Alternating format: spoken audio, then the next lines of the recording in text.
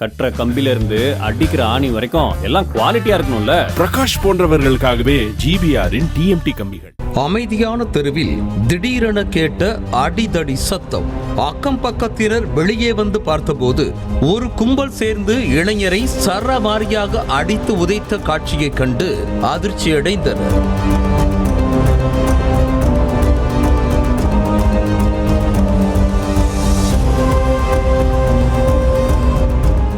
திருப்பத்தூர் மாவட்டம் வாணியம்பாடியை அடுத்த நேதாஜி நகர் பகுதியைச் சேர்ந்தவர் முஷாயத். இவர் அப்பகுதியில் வசிக்கும் 10ஆம் வகுப்பு படித்த சிறுமிக்கு கடந்த 3 மாதங்களுக்கு முன்பாக சாக்லேட் கொடுத்து தொந்தரவு செய்ததாக கூறப்படுகிறது. இதனை அறிந்த சிறுமியின் அண்ணன் ஆகாஷ் என்பவர் முஷாயத்தை தட்டி கேட்டதாகவும் இதன் காரணமாக அவர்கள் 2 குடும்பத்தினருக்கும் இடையே தகராறு இருந்து வந்ததாகவும் கூறப்படுகிறது.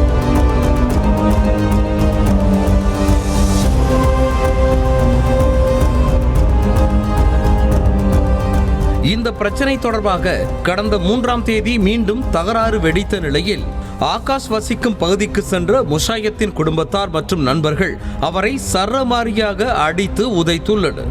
இதனால் அதிர்ச்சியடைந்த ஆகாஷின் குடும்பத்தார் தடுக்க முற்பட்ட போது அவர்கள் மீதும் அடி விழுந்திருக்கிறது. விடாமல் இழுத்து போட்டு தாக்கியதில் வலி தாங்க முடியாமல் ஆகாஷ் ஓட்டம் பிடிக்க கும்பலில் ஒருவன் அவரை துரத்தியிருக்கிறார். தாக்குதலில் காயமடைந்த ஆகாஷ் வாணியம்பாடி அரசு மருத்துவமனையில் அனுமதிக்கப்பட்ட நிலையில் இந்த தாக்குதல் பற்றி விசாரணை மேற்கொண்டு ஆகாஷை தாக்கியவர்கள் மீது போலீசார் நடவடிக்கை எடுக்கவில்லை என கூறப்படுகிறது. முஷாயத் கொடுத்த தொந்தரவால் ஏற்பட்ட தகராறு காரணமாக தனது மகள் 10ஆம் வகுப்பு பொதுத் தேர்வை கூட எழுத செல்லவில்லை என்றும் தாய் ஷீலா வேதனையோடு தெரிவித்தார்.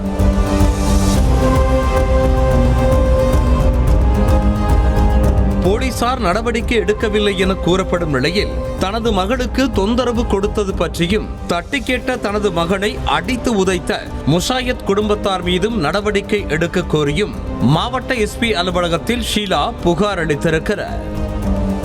செங்கல்ல இருந்து சுண்ணாம்பு வரைக்கும் கஸ்டமருக்கு நாம தானே கேரண்டி. கான்ட்ராக்டர் குமார் மாதிரி ஆளுங்களுக்கு தான் ஜிபிஆரின் டிஎம்டி கம்பிகள்.